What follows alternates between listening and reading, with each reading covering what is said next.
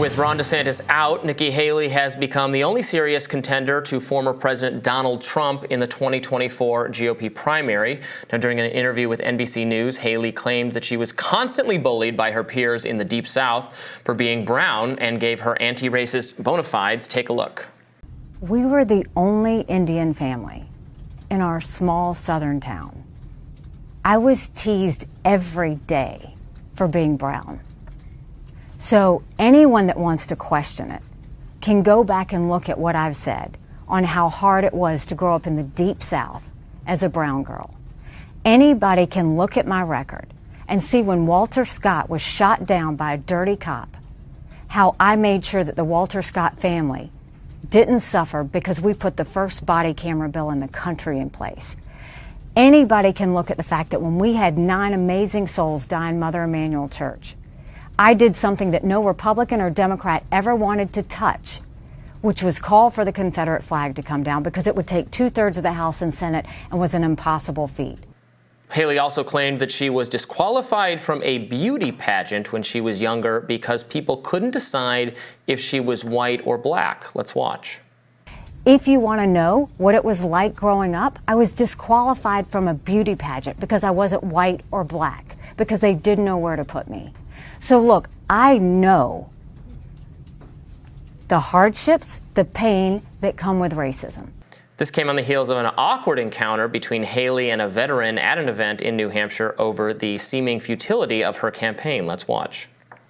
So, can I ask you just like a tiny question? Yeah. Do you think it's responsible for politicians to spend like $100 million in Iowa on TV ads, which go to mainly news stations that have lied to us for years, when there's homeless veterans out there that could use that money, when you didn't even come close to beating Trump, and you spent like $100 million in TV ad money? Do you know my husband's a veteran? That's fine, but I'm just saying, I'm asking you... do you know that when the media doesn't tell the truth, the whole reason you put commercials on is to tell the truth because the media doesn't? My point is you're not going to beat Trump, and all of the money you're wasting could go to better causes. I appreciate that. Would make the Republican Party actually look better. You know what? Last I saw it was a democracy. So we're going to keep working for a good democracy. We're going to work for freedom, but thank you for your service. Okay. But Haley has some reason to celebrate ahead of the New Hampshire primaries. She got a massive celebrity endorsement as TV star Judge Judy gave her support to the former South Carolina governor. The good judge argued that both Trump and Biden were too old for the job and that Haley had the energy and vigor to take on the task. Let's watch. Joe Biden is now older. I'm not going to get into with you what everybody talks about with regard to his cognitive ability, but I know he's my age. I run a big, and I said in my article, I run a big business. I'm the matriarch of a family of 20 plus. I make decisions that affect hundreds of people every day. I need a nap in the afternoon. So does Joe Biden. Probably too. Beloved TV figure, Judge Judy. That was always on in my household in the afternoons, her show. I was a big fan. That's neither here nor there. Now, you had an interaction about the beauty pageant line on social media I saw. Do you want to? Yeah, first I'd like to say that I think Nikki Haley is in a really tough space. Frankly, she has aspects of her record that she should be proud of. Being the governor of a very diverse state where some really horrible anti-Black hate crimes have taken place under her stewardship has put her in a position where perhaps she felt actually morally compelled to do this, or she felt politically compelled to do this. But she did do things like advocate for family members of someone who was slain by a dirty cop, to have more accountability for the police force, to get cameras and body cams in circulation, to take down the Confederate flag, a symbol of the South's desire to secede from the Union to defend the right to own slaves, down from in front of the Capitol building of the Union, by the way, the side that won and that didn't commit treason against the rest of the country. So in any normal world, she would be able to say, hey, look, I'm a conservative. I have XYZ values. I think that the George Floyd protests were violent and there was property damage, and I disapprove of all of that. But also, I'm going to be the president of all the people in America, and I'm not a racist. And I think that the rights and interests of Black people should be defended just like the rights and interests of everybody else in the country. But she lives in a party where you can't do that. And Tucker Carlson has been hitting her specifically on, frankly, very milquetoast statements she made in the wake of the George Floyd shooting. Anything where you basically uphold justice for every member of your society equally can be tarnished by a certain prong of the Republican Party as being a problem. So now, of course, she's having to make these statements defending her record as someone who isn't racist because she was trying to pander too much to this base, said that America has never been a racist country. And of course, she had the big blunder on saying that the Civil War was not about slavery, or not saying that it was about slavery is perhaps a better way to say that. And so now she's in this ping-ponging between statements that are seen as cruelly indifferent to race by liberals and moderates who might be interested in her campaign, and things that are going too far to say that race and racism is a problem that alienates the Republican base. And she's in a trap I don't know that she can get out of.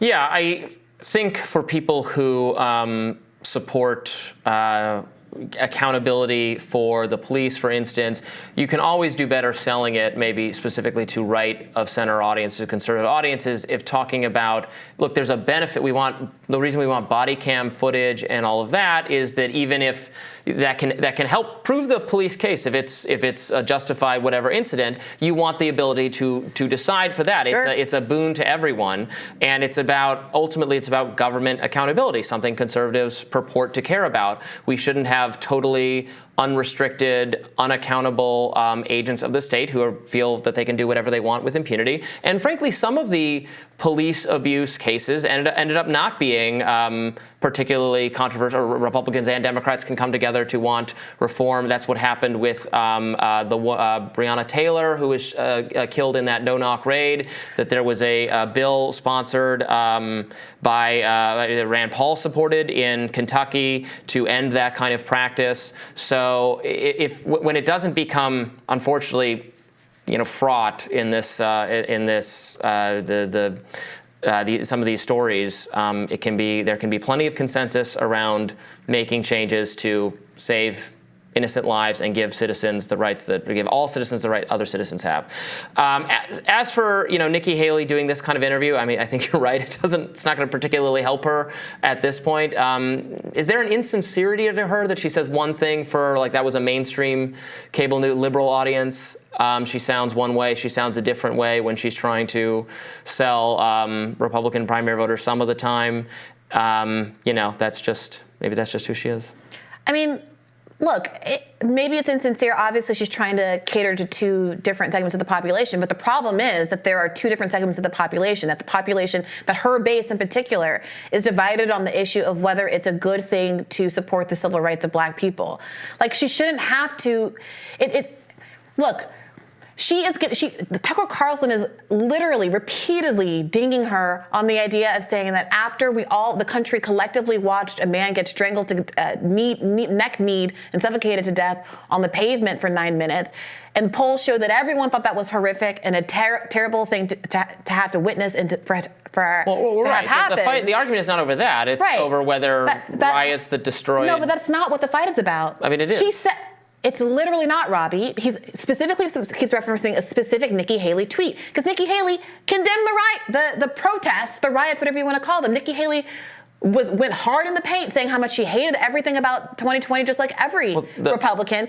But she made the offense of having one tweet where she said, wow, this is a horrible thing to happen. Maybe this is a moment of reflection for the country. And Tucker Carlson took that and ran with it and said, she's trying to make white guilt a thing. This isn't a moment for the country to reflect. This is just one person who did a bad thing. Well, right. The Tucker position is, why is it the country's fault? Why is it our fault? Why is it my fault when a rogue police officer kills? It certainly wasn't my fault. Reasons that, again, were not proven to have anything to do with race. It's not my fault. I don't think she's saying it's my fault. I'm a member of this country, too. I'm an American. And when she says in her tweet, it's a moment for us all to reflect. Yeah, I'm reflecting. That doesn't mean it's my fault or that I should have white guilt. Newsflash, I'm not white.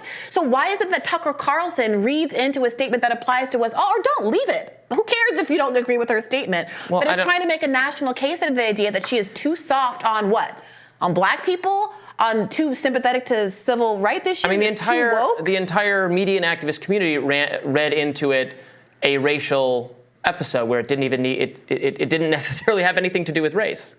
It was an example of police abuse of a citizen that was totally uncalled for and should be is not in the training and should not be in the training, that there was no need for that officer Chauvin to be kneeling on someone for that length of time. The person was already secure, could have been handcuffed, put in a cop car. It was cruel and negligent and resulted in an unnecessary death, and that should not happen for police officers. And and everybody basically agreed on that. It did not call for some kind of racial reckoning, and it certainly didn't call for. The reason there's a racial reckoning, Robby, is because black people are disproportionately killed by the police. And I'm happy to have a conversation about how economics are such a huge predictor for who gets killed by the police. Black people disproportionately have interactions with police. But the reality because of the economic situation. I'm telling you statistically, factually, that the biggest predictor for having a negative interaction with the police or any interaction with the police at all is your class status. Right. And because black people are disproportionately poor in this country, right. Yes, that's what I was just saying before you cut me off. But it doesn't mean that there's not still a disproportionate effect on black people from police violence. That's why it's a racial issue. And you can broaden it out and say we need to keep the police from gunning down, shooting, molesting, harassing poor people, and we absolutely should say that. Or anyone. No, not anyone. We're not all lives mattering this. They're attacking poor people disproportionately. We should care as a country that we have a state-backed force that disproportionately harasses and strips liberties away from the poorest among us and the most vulnerable among us, regardless of race, right? Yes. Okay. So the question with Nikki Haley is, and the problem with Nikki Haley is, it's very difficult within the Republican Party, especially I think as someone who's not white, to get away with saying anything that's even moderately sympathetic to the interests of historically marginalized groups in this country without being characterized as a patsy or in the bag for those groups or trying to do great replacement theory or trying to hurt white people at the expense of other people. When Nikki Haley refers to herself as brown, I've seen all of these internet comments where folks are like, brown? What's brown? She's making up brown. It's so deeply ignorant. There's a billion people in the world that identify as brown. And it's like, it's wild to watch this weird racial reckoning that's happening around Nikki Haley because she is occupying this unique position as a brown person. It's not some middle ground between black and white. It's an identifier that Indian people use to describe themselves racially, just like black people aren't literally black and white people aren't literally white.